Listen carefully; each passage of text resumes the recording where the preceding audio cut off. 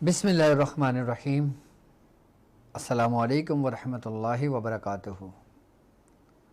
मैं अपने तमाम मोअज़्ज़िज़ अपने हम सफ़र साथियों को, अपने तमाम पीर भाइयों को, अपने तमाम मुरीदों को, अपने तमाम शागिर्दों को और जो लोग मेरे साथ इस रूहानी सफ़र में शामिल हैं उन तमाम लोगों को,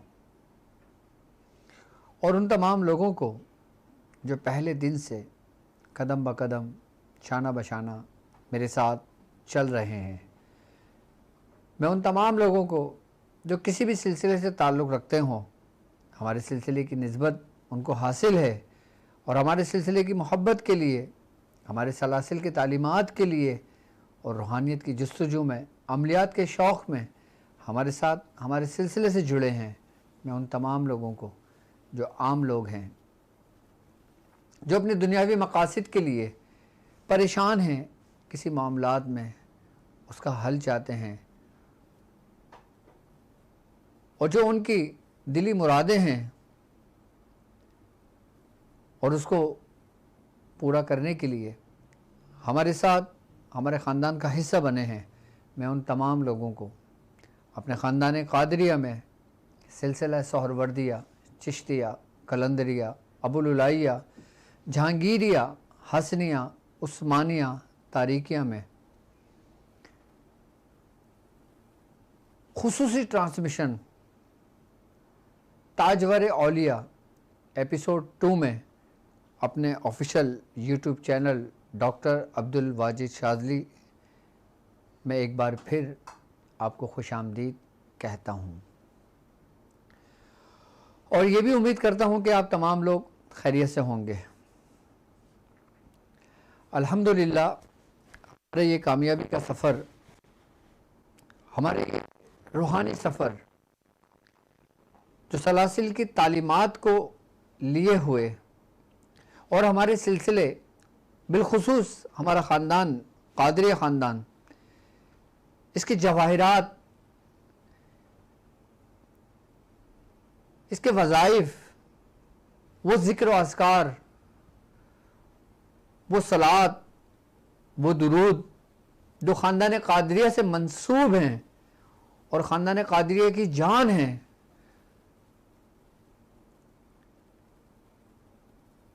और जो हमारे ख़ानदान से इन तालीमात की इजाज़त लेते हैं और ये सफ़र हमारे साथ इस मुबारक सफ़र में जुड़े हैं, कदम ब कदम, शाना बशाना हमारे साथ चल रहे हैं और अल्हम्दुलिल्लाह ये कारवां अपने मंजिल की तरफ आगे बढ़ रहा है। और माह रबीउल सानी, जिसे रबीउल गौज़ भी कहा जाता है, अल्हम्दुलिल्लाह हम इस महीने के अंदर दाखिल हो चुके हैं और ये वो मुबारक महीना है कि जो ख़ानदान क़ादरिया के तमाम औलिया इकराम और तमाम सलासिल क़ादरिया के बुज़ुर्गान दीन इस माह में ख़त्म क़ादरिया का एहतमाम करते हैं, ज़िक्र अस्कार का एहतमाम करते हैं, नज़र व नियाज़ का एहतमाम करते हैं, लंगर का एहतमाम करते हैं, तालीमात का एहतमाम करते हैं, अपनी नशिस्त ख़ास का एहतमाम करते हैं। क्योंकि ख़ानदान क़ादरिया ये वो ख़ानदान है जो हज़रत सैयदना शेख अब्दुल क़ादिर जिलानी रज़ी अल्लाह ताला अन्हु से चला और आपके नाम से कौन वाकिफ नहीं है। आपका नाम तो औलिया इकराम के लिए इसमें आज़म के मानिंद है। आपका नाम तो अल्हम्दुलिल्लाह हमारे घर में बच्चे बच्चे जानते हैं। यह वही नाम कि जिसकी बशारत सरकार दो आलम सल्लल्लाहु अलैहि वसल्लम ने अपनी हयात मुबारका में दी। यही महबूब सुबहानी कुतुब रुबानी मुहय्यिद्दीन हज़रत सैयदना शेख अब्दुल कादिर जिलानी रज़ी अल्लाह ताला अन्हु, आपकी बशारत इमामुल अंबिया ताजदारे नबूवत सरकार दो आलम सल्लल्लाहु अलैहि वसल्लम ने ख्वाब में देखा। सरकार दो आलम सल्लल्लाहु अलैहि वसल्लम ने ख्वाब में देखा कि हज़रत बीबी फातिमा ज़हरा रज़ी अल्लाह ताला अन्हा और हज़रत अली करमुल्लाह वजहुल करीम और हज़रत इमाम हुसैन अली मकाम और हज़रत इमाम हसन अली मकाम आप उस ख्वाब में मौजूद हैं।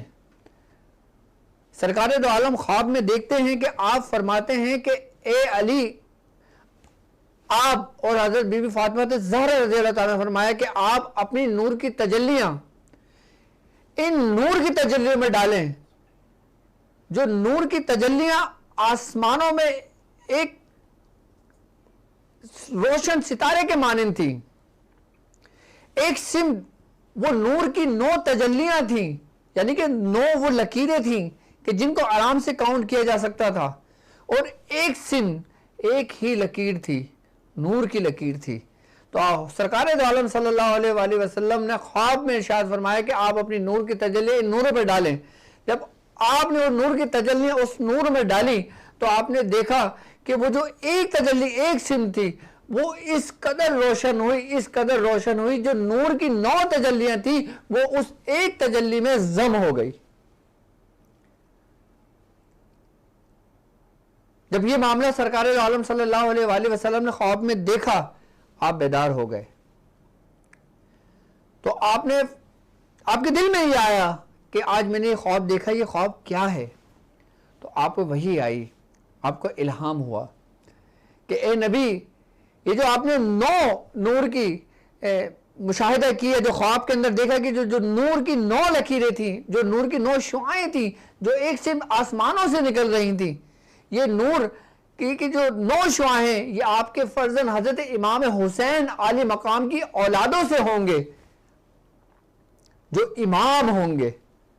और जो आपने एक सिम देखी जिसने उन 9 सिम को अपने अंदर ढांप लिया और वो उस पर गालिब आ गई, उसने पूरा रोशन कर दिया, वो जो एक नूर है वो हजरत इमाम हसन अली मकाम की औलादों से आपके एक फर्जंद होंगे, जो महबूबियत का मकाम रखेंगे, कि जिनका नाम अब्दुल कादिर होगा, कि जिनका लक़ब मुहय्यिद्दीन होगा। तो हज़रत सरकार दो आलम सल्लल्लाहु अलैहि वसल्लम को ख्वाब में ये दिखाया गया।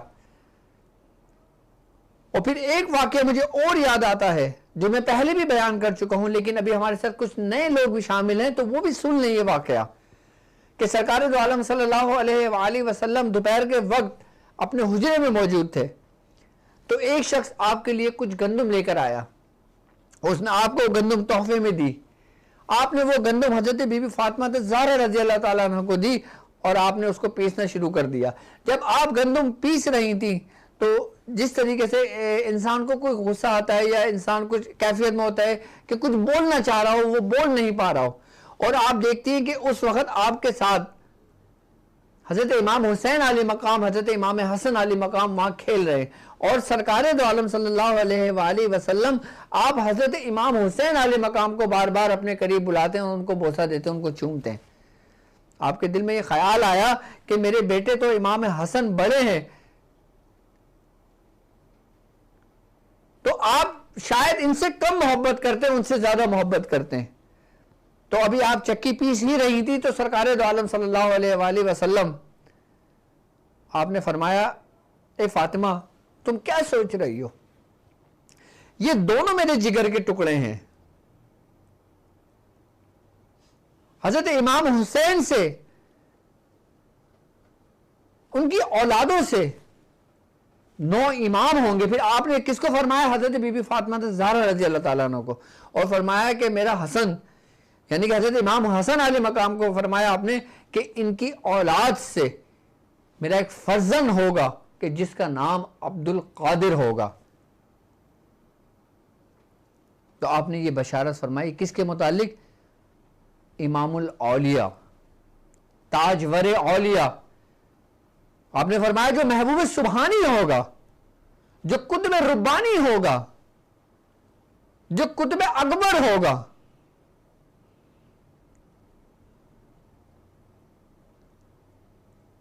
कि जो दीन को जिंदा करेगा, वो मेरा फर्जन होगा जिसका नाम अब्दुल कादिर होगा। तो क्या मकाम है आपका विलायत में, और क्या मकाम है आपका तमाम औलिया इकराम में कि जिसकी बशारत हुजूर ने दी, कि जिनके बारे में हुजूर ने फरमाया। आज मैं एक ऐसी सलात गौसिया के बारे में आपको बताऊंगा कि जिस सलात के बारे में सरकार दो आलम सल्लल्लाहु अलैहि वसल्लम ने क्या फरमाया, और बुजुर्गान दीन उसके बारे में क्या फरमाते हैं, और ये नमाज क्यों पढ़ी जाती है, किस लिए पढ़ी जाती है, कैसे पढ़ी जाती है, किस मकासद के लिए पढ़ी जाती है। यहां तक कि बुजुर्गान दीन फरमाते हैं कि सलात गौसिया अगर कोई शख्स अपनी किसी भी हाजत के लिए पढ़े और उस तरतीब से पढ़े जिस तरतीब से हमारे खानदान कादरिया के बुजुर्गों ने हमें तालीम करी, और फिर वो ये कहे कि मेरा मामला हल नहीं हुआ, तो वो झूठा है।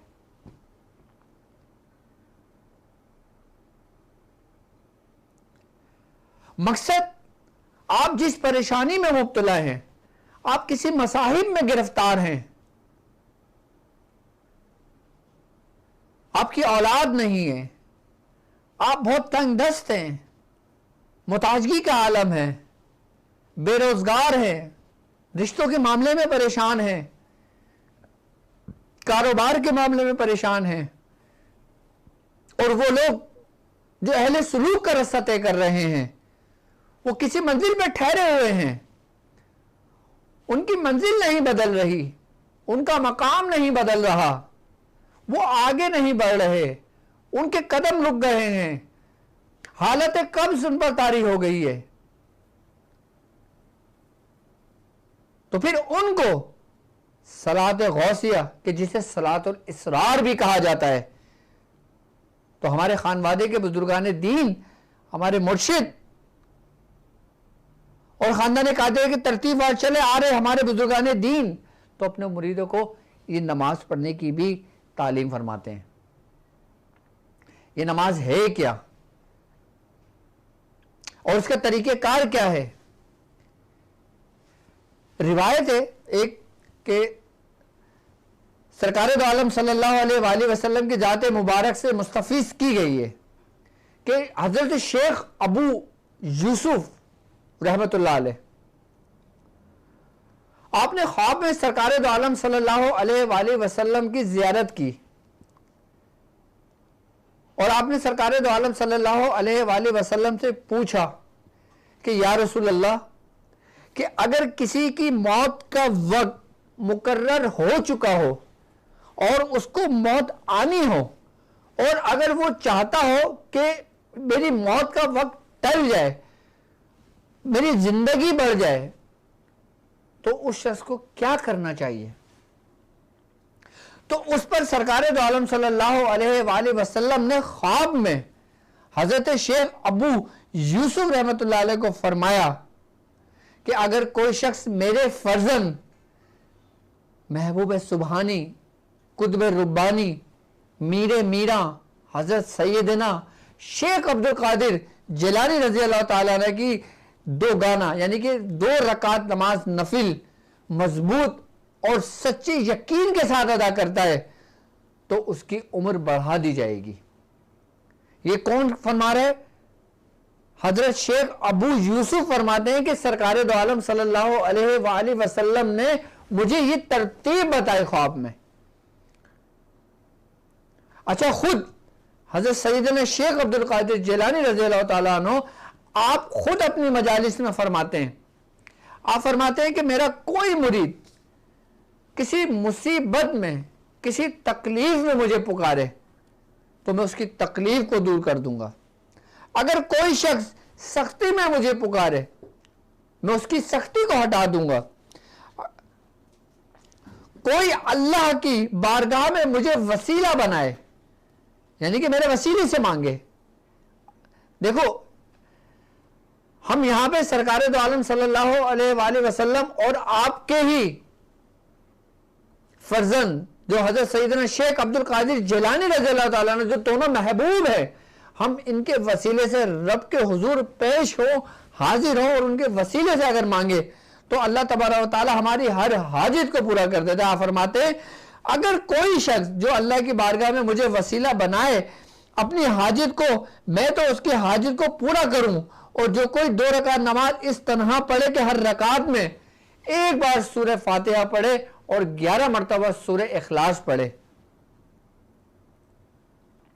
हज़रत सैयदना शेख अब्दुल कादिर जिलानी रज़ियल्लाहु ताला अन्हु फरमा रहे हैं कि अगर किसी की कोई परेशानी है, कोई मुसाइब में गिरफ्तार है, अब देखें ना, अगर हमें अपने हल्के की बात करता हूँ, तमाम अपने रूहानी सफ़र की बात करता हूँ, इसमें हज़ारों लोग हों, लाखों लोग हों, करोड़ों लोग हों, जितने भी लोग हों, उनके साथ कोई ना कोई मसाइल ज़रूर हैं। लेकिन हम इस तरतीब, इससे अगर ये नमाज पढ़ते हैं 2 रकात नमाज नफिल, देखो नमाज अल्लाह के लिए है। नमाज हम जो पढ़ेंगे वो अल्लाह के लिए पढ़ेंगे, लेकिन हम नमाज पढ़ने के बाद हम जिसका वसीला पेश करेंगे, जिस तरतीब से वसीला पेश करेंगे, वो अल्लाह को बहुत मकबूल बारगाह है, अल्लाह को बहुत पसंद है वो वसीला। क्योंकि वसीले के जरिए मांगा जाए, उसके जो मुकर्रबीन दोस्त हैं, जो सालेहीन हैं, अगर उनके वसीले से मांगा जाए, उनके तवस्सुल से मांगा जाए तो अल्लाह तबारक व तआला जल्द सुनता है और उसकी हाजित को पूरा कर देता है। और ये नमाज का तरीका सरकार गौस पाक खुद फरमा रहे हैं कि अगर कोई शख्स इस तरतीब से नमाज पढ़े और उस तरतीब से नमाज पढ़ के अपनी हाजित को मेरे सामने रखे, अपनी हाजित को बयान करे, अपने मसाहिब को बयान करे, अपनी परेशानियों को बयान करे, तो वो परेशानियां और मसाहिब दूर हो जाते हैं उसके। आपने फरमाया कि नमाज का तरतीब और तरीका ये है, नियत मैं करता हूं कि 2 रकात नमाज नफिल वास्ते अल्लाह के, मुंह मेरे काबे शरीफ के सामने वास्ते अल्लाह के, अल्लाह अकबर के 2 रकात नमाज नफिल पढ़ ले। देखिए, हर अमल का दारो मदार आपकी नियतों पर है। अच्छा, इसमें शिर्क का बिल्कुल भी जर्रा बराबर भी आंसर नहीं है इसमें कि ये शिर्क हो, बिल्कुल भी नहीं है। क्योंकि नमाज हम अल्लाह के लिए पढ़ रहे हैं, नफिल हम अल्लाह के लिए पढ़ रहे हैं, लेकिन हम किस वसीले से पढ़ रहे हैं? जो हमारे बुजुर्ग, जो हमारे सब कुछ, जो सुल्तानों के सुल्तान हैं, जो शेखों के शेख हैं, हम उनके वसीले से और उनके बताए हुए तरीके से नमाज पढ़ रहे हैं, तो यकीनन वो मकबूल बारगाह होगी। हमने नियत करनी है और पहली रकअत के अंदर सूरह फातिहा पढ़ना है। फातिहा पढ़ने के बाद 11 मरतबा सूरह इखलास पढ़ना है पहली रकअत में, और फिर दूसरी रकअत में भी सूरह फातिहा और 11 मरतबा पढ़ना है सूरह इखलास, और उसके बाद सलाम फेरने, सलाम फेरने के बाद फिर एक दफा आयतल कुर्सी उसी वक्त पढ़ लेंगे जब आप सलाम फेरेंगे। जब आप आयतल कुर्सी पढ़ के फारिग हो जाएंगे, फिर आप खड़े होंगे। खड़े होने के बाद फिर आप जब आप नमाज पढ़ लेंगे, फिर आपने एक मरतबा आयतल कुर्सी पढ़ना है। आयतल कुर्सी पढ़ने के बाद फिर आप सलाम के बाद फिर आप दुरूद शरीफ पढ़ेंगे, दुरूद इब्राहिम। दुरूद इब्राहिम 3 मरतबा पढ़ लें या 7 मरतबा पढ़ लें। उसके बाद आप खड़े होंगे और इराक यानी कि बगदाद की जानिब आप इस तरह चलेंगे कि हर कदम पर आप एक नाम पुकारेंगे, जो 11 नाम सरकार गौस पाक के हैं। वो 11 नाम क्या है वो भी मैं आपको बयान कर देता हूं, और वो उसकी पीडीएफ भी आपकी स्क्रीन पर मैं अभी आपके सामने आ जाएगी। अब आपने किबले की तरफ नमाज पढ़ना है। जब नमाज से फारिग हो, आप ये तयन कर लेंगे आप जिस नमाज पढ़ना है, आप जिस कंट्री में रहते हैं, जिस मुल्क में रहते हैं, वहाँ से बगदाद किस सिमत है, सीधे हाथ की जानिब है, उल्टे हाथ की जानिब है, बैक की जानिब है, फ्रंट की जानिब है, दाएं जानिब है, बाएं जानिब है, जो भी आप पहले तयन कर लें। उसके बाद खड़े होंगे, फिर आप बगदाद की तरफ अपना पहला कदम बढ़ाएंगे और आप पहले कदम पे जो नाम पुकारेंगे वो पुकारेंगे या हज़रत सैयद मुहय्यिद्दीन अब्दुल कादिर गिलानी, और जब दूसरा कदम बढ़ाएंगे आप तो आप पुकारेंगे या शेख सैयद मुहय्यिद्दीन अब्दुल कादिर गिलानी। जब आप तीसरा कदम बढ़ाएंगे तो आप या सैयद या सुल्तान सैयद मुहय्यिद्दीन गिलानी। इस तरीके से आप 11 कदम आगे बढ़ते जाएंगे और आप 11 नाम इसी तरीके से पुकारेंगे। जब 11 कदम हो जाएगा उसके बाद बाआवाज़ बुलंद इस तरीके से आपने पुकारना है, या हजरत सैयद गौस समदानी सैयद अब्दुल कादिर गिलानी इन्नी अब्द व मुरीदु का मज़लूम आजिज़ मुहताज इलैका फी जमीउल अमूर फी दीन व दुनिया वल आखिरा। यानी कि यह हजरत सैयद गौस समदानी सैयद अब्दुल कादिर गिलानी, मैं आपका मुरीद हूँ, मैं आपका ग़ुलाम हूँ, मैं मज़लूम हूँ, मैं आजिज़ हूँ, मैं मोहताज हूँ और मैं गिरफ्तार जो दुनियावी मामलात हैं उसमें हूँ। फिर उसके बाद मदद कुन फरियाद दरस, यानी कि आप मेरी मदद करें, मेरी फरियाद को सुने बिज़्निल्लाह ताला, यानी कि अल्लाह के हुक्म से। अब जब हम बिज़्निल्लाह ताला कहेंगे ना तो इसमें शिर्क का अंसर बिल्कुल ख़त्म हो गया। यानी कि हम जो कुछ पढ़ेंगे ना वो अल्लाह बिज़्निल्लाह ताला व बिरदाइल्लाह ताला, यानी कि अल्लाह की रिदा से, अल्लाह की रज़ा से। यानी कि आप हमारी उस हाजत को पूरा करें बिज़्निल्लाह ताला, अल्लाह के इज़्न से, अल्लाह के हुक्म से, अल्लाह के अमर से। यानी कि अल्लाह तबारक व तआला ने आपको जो कुव्वत अता फरमाई, अल्लाह ताला ने आपको जो मकाम महबूबियत अता फरमाया, अल्लाह ताला ने आपको मकाम महबूब सुबहानी अता फरमाया, अल्लाह ताला ने आप पर अपनी नेमतें तमाम की, तो आप अल्लाह के हुक्म से जो कुछ अल्लाह तबारक व तआला ने आपको अता फरमाया, क्योंकि अल्लाह तबारक व तआला हज़रत सैयदना शेख अब्दुल कादिर जिलानी रज़ियल्लाहु ताला अन्हु फरमाते हैं कि मुझे इल्हाम हुआ कि मैं बगदाद की तरफ जाऊं और वहाँ तबलीग करूं, वहाँ दर्स व तदरीस का सिलसिला शुरू करूं।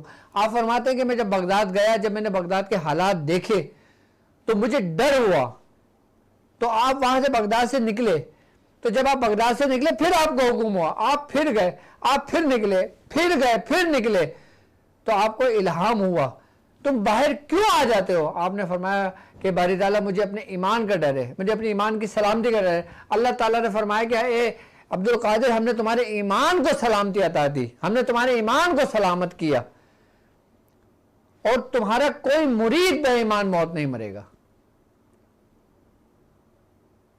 तो फिर आप बगदाद की तरफ पहुंचे, फिर आपने दर्स व तदरीस का सिलसिला शुरू किया। इसीलिए आप फरमाते हैं कि अल्लाह तबारक व तआला ने मुझे ये इज़्न दिया है, अल्लाह तबारक व तआला ने मुझे ये अमर अता किया है, अल्लाह तबारक व तआला ने मुझे वो मकाम अता किया है कि मैं जिसकी चाहूं दस्तगीरी कर सकता हूं।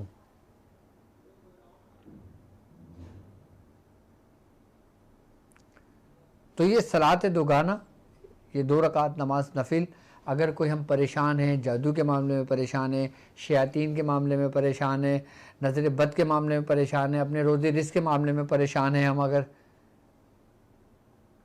आई ना बस समझ में, तो फिर हम इसी 2 रकात नमाज नफिल पढ़ेंगे और नफिल पढ़ने के बाद फिर हम इसी तरतीब से इसी मकसद के लिए आपको वसीला बना के पेश करेंगे रब के हुजूर, और फिर हम दुआ करेंगे और फिर अपनी हाजित को बयान करेंगे।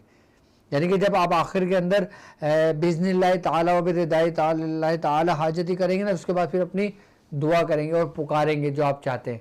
यानी कि आपने नमाज़ पढ़ी, आपने 11 कदम चल लिए, उसके बाद फिर आपने अपना मुंह ऊपर की जानिब किया और आपने फिर बुलंद आवाज़ से जिस मकसद के लिए आपने पढ़ा है ना, फिर उसको लिए आपने दुआ की, तो अल्लाह तबारक व तआला उसे कबूल फरमाएगा, लाजमी कबूल फरमाएगा। ये यकीन के साथ आप ये नमाज़ पढ़ेंगे। सलात गौसिया कि जिसे सलात इसरार भी कहा जाता है, ये हमारे ख़ानदान में बाकायदा तौर पर इसकी इजाज़त है। और जो लोग अपने ज़ाती मकासद के लिए, अपने मकसद के लिए अगर जो कुछ इसको पढ़ना चाहते हैं तो हमारी तरफ से, मेरी तरफ से आम लोगों को उसकी इजाज़त है। और जो लोग अपने रूहानी तरक्की के लिए, रूहानी दर्जात की बुलंदी के लिए और जो कुछ अपने मामलात के लिए पढ़ना चाहते हैं तो उनको भी उस चीज़ की इजाज़त है। तो आज के जो सलात दोगाना, सलात गौसिया जिसे कहा जाता है, मेरी तरफ से उसकी इजाज़त है। और बाकी ये है कि अगर किसी ने कुछ पूछना हो तो वो मुझसे कमेंट्स के अंदर पूछ सकता है, और आप मुझे लाइव कॉल भी कर सकते हैं। और जो नंबर आपकी स्क्रीन पर मौजूद है अपने मसाइल और उनके हल के लिए। अब जाहिर सी बात है ट्रांसमिशन करने का मकसद तो एक तो सिलसिले की तालीमात को आम करना। देखें एक बात याद रखिएगा, मैं सिलसिले की तालीमात को आम कर रहा हूँ, मैं वो कुछ आप लोगों के सामने पेश करता हूँ, वो कुछ आप लोगों को अता करता हूँ जो मुझ तक मेरे बुज़ुर्गों से मिला, जो कुछ मेरे बुजुर्गों से मुझे बयाज़ें मिली, जो हाथ की कलमें लिखी हुई मेरे पीरो मुर्शिद की हैं, जो मैंने खुद लिखी हैं। मैं एक एक अमाल आप लोगों को जो तालीम करता हूँ, मैं जो आप लोगों को तालीम करता हूँ, वो सब के सब बाकायदा तौर पर हमारे खानवादे की तरफ से उसकी इजाज़तें होती हैं। लेकिन फिर भी अगर कोई अमाल करना चाहते हैं तो वो उसकी इजाज़त हमसे ले लिया करें। और मैं सिलसिले की तालीमात को आम करने के लिए मैं अपने हिस्से का काम कर रहा हूँ, लेकिन ये फ़र्ज़ आप तक भी पहुँचता है कि अगर आप मेरी वीडियोस को सुनते हैं, मेरी वीडियोस को देखते हैं, इस पर अमल करते हैं, तो आपका फ़र्ज़ ये बनता है कि आप इसको ज़्यादा से ज़्यादा लोगों तक शेयर करें। अब आपके पास एक शख्स के पास एक मोबाइल है तो उसके अंदर 10 व्हाट्सएप ग्रुप होते हैं। अगर वो 10 व्हाट्सएप ग्रुप में शेयर कर देता है, उसके अंदर जितने भी लोग उसके अंदर शामिल होते हैं वो इस बज़म का हिस्सा बन जाते हैं। और जितने लोग इस बज़म के अंदर शामिल होंगे, इस महफिल में शामिल होंगे, और कोई बात उनके दिल पर असर कर गई और वो गुनाहों के काम को छोड़कर राह रास्त पर आ जाएं, उनके दिलों में औलिया अल्लाह की मोहब्बत आ जाए।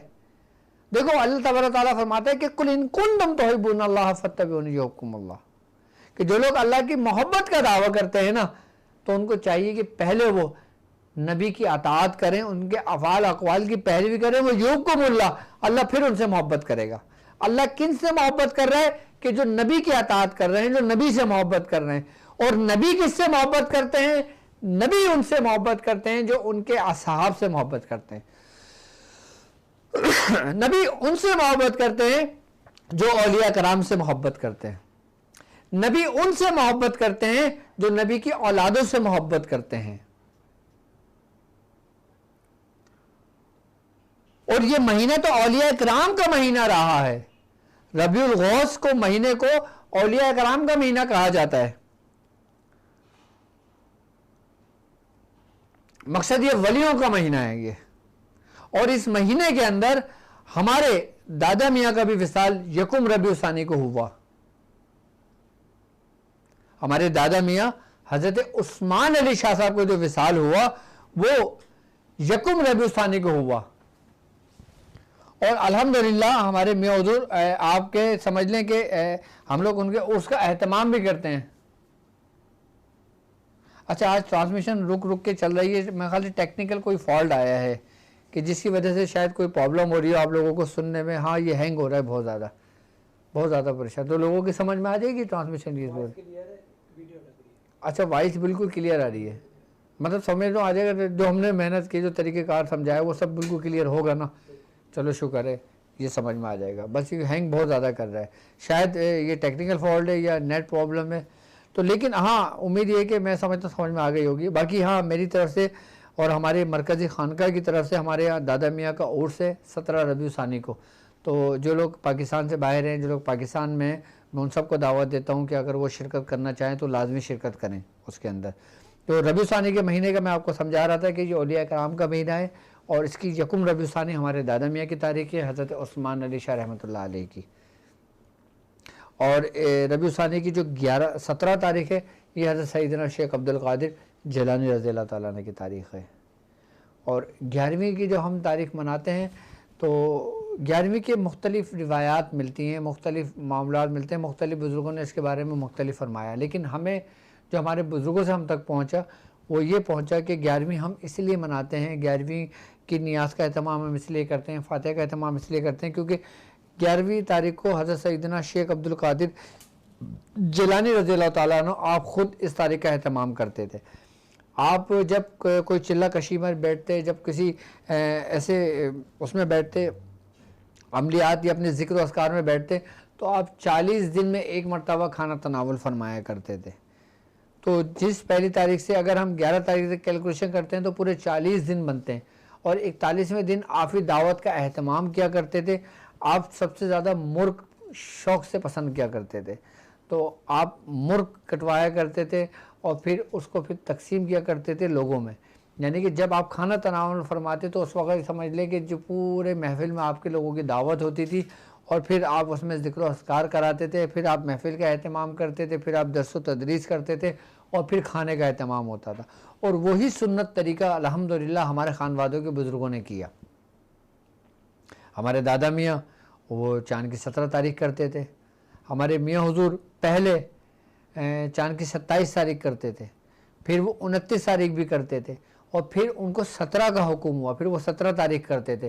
पहले हमारे मियाँ हुज़ूर 17 तारीख शामदार की करते थे, फिर उनको हुक्म हुआ कि आप 17 तारीख हज़रत सैयदना शेख अब्दुल कादिर जिलानी रज़ी अल्लाह तआला अन्हु की करें।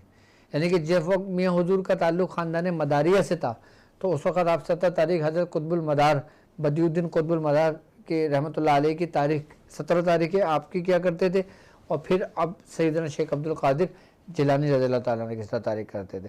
और अल्हम्दुलिल्लाह वही सिलसिला हमारे खानवादे में मुख्तलिफ हमारे पीर भाई हैं, कोई 6 तारीख करता है चाँद की, कोई चाँद की 24 तारीख करता है, कोई चाँद की 12 तारीख करता है, कोई चाँद की 10 तारीख करता है। तो मुख्तलिफ बुज़ुर्गों से हमारे खानवादे के अंदर जितने बुज़ुर्ग मंसूब हैं ना, हमारे मियाँ हुज़ूर ने उन सबको हुक्म दिया है कि जो जो हमारे पीर भाई हैं, जो हमारे सिलसिल के खलीफा हैं, उनको बाकायदा तौर पे मियाँ हुज़ूर ने बाकायदा ड्यूटी पे लगाया है कि भाई तुमने इस तारीख का एहतमाम करना है, इस बुज़ुर्ग की इसाल सवाब करना है, इसमें ज़िक्र व अस्कार करना है, इसमें ख़त्म ख्वाजा खाजगान करना है, इसमें शिजरा पढ़ना है, इसमें यसमा मुबारक पढ़ाना है। किसी को 9 तारीख का हुक्म दिया, किसी को 12 तारीख का हुक्म दिया, किसी को 24 तारीख का हुक्म दिया। तो अल्हम्दुलिल्लाह ये हमारे बुज़ुर्गों का तरीक़ेकार रहा है जो शुरू से चला आ रहा है। और अल्हम्दुलिल्लाह हमारी ये कड़ियाँ सब पीर भाइयों के आपस में मिलकर मियाँ हुज़ूर के पास जाती हैं, मियाँ हुज़ूर से मिलकर फिर हमारे दादा मियाँ तक जाती हैं, मियाँ दादा मियाँ से मिलकर फिर हमारे परदादा मियाँ तक, और फिर ये तरतीब चला हुआ रहा हज़रत सैयदना शेख अब्दुल कादिर जिलानी रज़ी अल्लाह तआला अन्हु तक जाती है। मेरा मोबाइल भी देना, और अगर आप कुछ पूछना चाहते हैं, कुछ बात करना चाहते हैं, स्क्रीन पर आपके नंबर मौजूद है तो आप हमें इस पे नंबर पर कॉल कर सकते हैं। जी अस्सलाम वालेकुम। जी अस्सलाम वालेकुम। वालेकुम अस्सलाम। जी कौन और कहाँ से बात कर रहे हैं? जी मैं अक्षय उर्फ अरबाज बात कर रहा हूँ इंडिया से। जी अक्षय साहब। हाँ जी, आपसे मेरी बात हो गई थी कि मेरी रूहानियत और नजरबंदी जो है उसके बारे में मैं आपसे बात किया था। तो आप मतलब लाइव ट्रांसमिशन के इस वक्त बात कर रहे हैं, आप कुछ कहना चाहेंगे? हाँ हाँ जी जी जी, जी आपका मैं कल मुरीद हो गया। तो अच्छा, कल आपने बैत ली है? बस जी जी बैत लिया मैंने ऑनलाइन। तो 10 सालों के बाद आपसे बैत लेने के बाद मेरी रूहानियत और नजरबंद है वो खुलने लगी है। अच्छा माशाअल्लाह। और बेशक आपका जो सिलसिला है, आपका खानदान जो है और जो आप है, एक बेशक अल्लाह ताला के कामिल वली है आप, और गौसे आजम रहमतुल्लाह सरकार का आप लोगों के ऊपर भी बहुत सारा फैज है, नहीं क्या? अच्छा, आपका नाम अक्षय, तो आप हिंदू थे? हाँ मैं हिंदू ब्राह्मण था पहले, और मैंने इस्लाम कबूल किया है। अच्छा माशाअल्लाह। इस्लाम में पूरी आने में इस्लाम में पूरी आने में मदद मेरी हुजूर गौसे आजम रहमतुल्लाह सरकार ने की है। माशाअल्लाह माशाअल्लाह। और उनका कदम मुबारक भी मेरी गर्दन पे उन्होंने ख्वाब में रखा था, तब से मेरे को मतलब उनका फैज मिला हुआ है। लेकिन कुछ गलतियों की वजह से वो 10 साल तक वो रूहानियत मेरी बंद थी। लेकिन आपसे कल बैत होने के बाद पहले 10 सालों के बाद ऐसा हुआ कि आप मेरे ख्वाब में आके मेरी रूहानियत को टच किया आपने, नहीं क्या? कि कोई भी आमिल या कोई भी पीर इसको छूने की इसकी किसी की ताकत नहीं थी, जो आपने आके कल किया मेरे साथ। और माशाअल्लाह 2 बार आपका दीदार हुआ मुझे। माशाअल्लाह, कल आपने बैत ली और आपका फैज जारी हो गया। जी जी, और आपका दीदार मेरे को 2 टाइम हुआ रात में। माशाअल्लाह माशाअल्लाह, अल्लाह पाक कबूल फरमाए। ये हमारे सिलसिले का फैज है, हमारे खानदान का फैज है ये। जी जी जी, अल्लाह ताला आप लोगों को बहुत नवाजे, रूहानियत का आपको बादशाह बना दे। आमीन ये दुआ है गौसे आज़म रहमतुल्लाह सरकार के पास। आमीन आमीन। अल्लाह पाक कबूल फरमाए, अल्लाह पाक आपको बरकत अता फरमाए। माशाअल्लाह ये एक हिंदू ब्राह्मण बिरादरी से ताल्लुक़ रखते थे, अल्लाह तबारक ताला ने इन्हें हिदायत दी, इन्होंने इस्लाम कबूल किया और कल इन्होंने हमारे साथ हमारे सिलसिले से जुड़े और इन्होंने कल जब मैंने बैत कराई थी इन्होंने बैत ली और बैत लेने के बाद ये कहते हैं कि ख्वाब में फिर मुझे आपकी ज़ियारत हुई और फिर मेरा जो फैज़ था जो रुका हुआ था वो अल्हम्दुलिल्लाह जारी हो गया और मैंने बहुत कुछ देखा। तो ये इसमें कमाल मेरा नहीं है, इसमें कमाल हमारे बुज़ुर्गों का है, इसमें फैज़ हमारे ख़ानदान का है, इसमें फैज़ हमारे सिलसिले का है। मैं तो सिर्फ़ नुमाइंदगी करता हूँ अपने सिलसिले की, मैं तो सिर्फ़ एक आम सा शख्स हूँ, लेकिन मेरे पास सारा फैज़, सारा कमाल, सारे सिलसिले की तालीमात ये मेरे बुज़ुर्गों की है। और कहते हैं ना कि मैं नहीं बोलता, मेरा महबूब बोलता है। जी अस्सलाम वालेकुम। अस्सलाम वालेकुम रहमतुल्लाहि व बरकातहू हज़रत। वालेकुम अस्सलाम। कौन और कहाँ से बात कर रहे हैं? हज़रत इंडिया से मोहम्मद नाज़िम बात कर रहा हूँ। जी नाज़िम, आप इस वक्त लाइव बात कर रहे हैं, क्या कहना चाहेंगे, क्या बात करना चाहेंगे? हज़रत मैं आपको प्रोग्राम देखता हूँ, बहुत अच्छा लगता है मुझे और बहुत खुशी होती है मुझे। चलें, अल्लाह पाक सलामत रखे।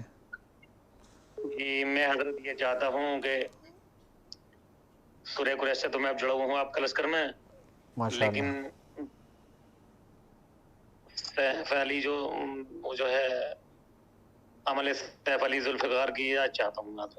ठीक है, मेरी तरफ से आपको उसकी इजाज़त है। ठीक है, अल्लाह पाक कबूल फरमाए। और जो तरतीब और तरीका मैंने अपनी वीडियो में तालीम किया हुआ है आप बिल्कुल उसी तरतीब से बताएं, पढ़ें उसको। ठीक है जी। अस्सलाम वालेकुम।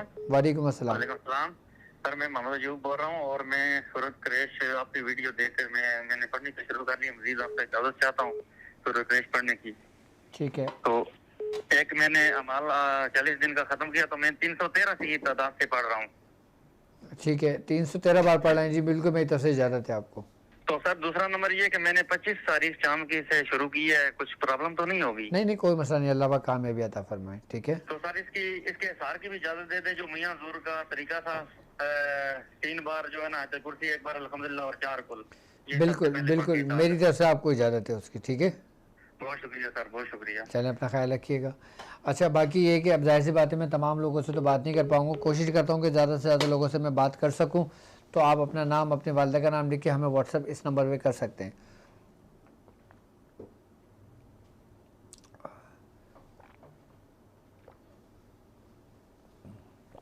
बाकी आज शायद कोई नेट इशू चल रहा है, नेट प्रॉब्लम चल रही है कि जिसकी वजह से।